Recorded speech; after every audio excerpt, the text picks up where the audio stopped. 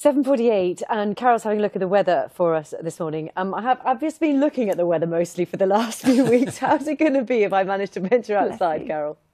Bless you, Lou. Good morning, everybody, and welcome back to Lou as well. Well, outside it's pretty wet for some of us, and it's also pretty windy as well. The strongest winds currently are with exposure in the west around the coasts and also parts of the south coast.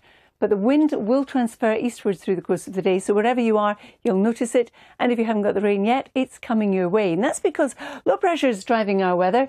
We've got this cold front, the blue one, which is moving towards the east, and the red one, which is a warm front, is moving northwards. The isobars alone tell you we've got gusty winds today.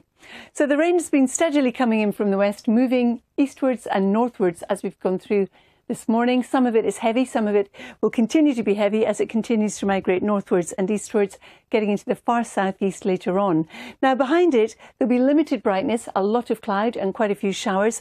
But if we follow this round, the centre of the low pressure is here and this rain is wrapped around it. So more rain will come in across western Scotland, Northern Ireland and later northwest England.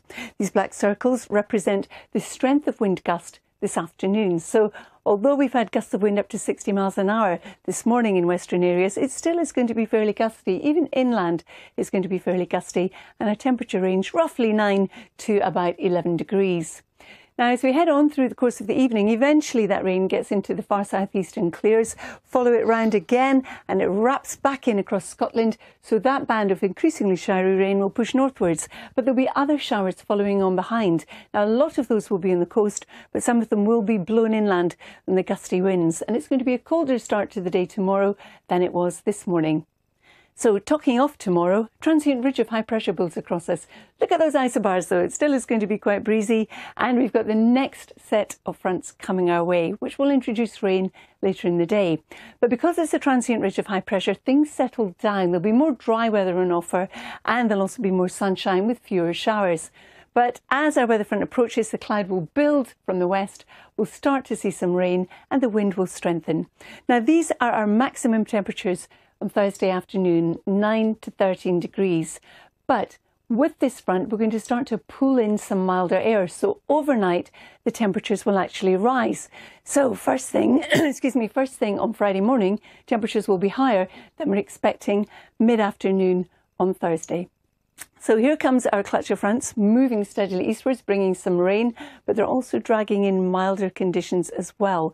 Still be windy on Friday, as you can tell from looking at those isobars. And if we pull in the temperature chart, look at the ambers on Friday. Very mild for the time of year.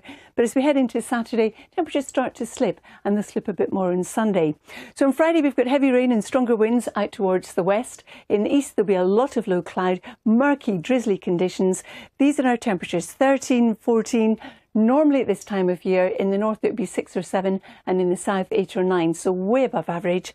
But then things start to get a little bit cooler, not hugely, as we head on into the weekend. Dan and Lou. Yeah, and a bit of a croaky throat there, Carol. Is it because you're emotional at Louise's return? Is that what it is? Totally. I'm delighted to see Lou back. And you know, the other reason is I was staring at you, Dan, for that cup of tea like that kangaroo. Yeah. Didn't work. Go and send her a cup of tea. Louise keeps looking at her tea. I've been working with him for 5 years, and this is the first day, Carol. So, you know. Oh, Lou, there's no hope for me then. It was a good cup of tea, though, wasn't it? Yeah, it was. It was delicious. I never complain about a cup of tea. See you later, Carol. Thank you so much.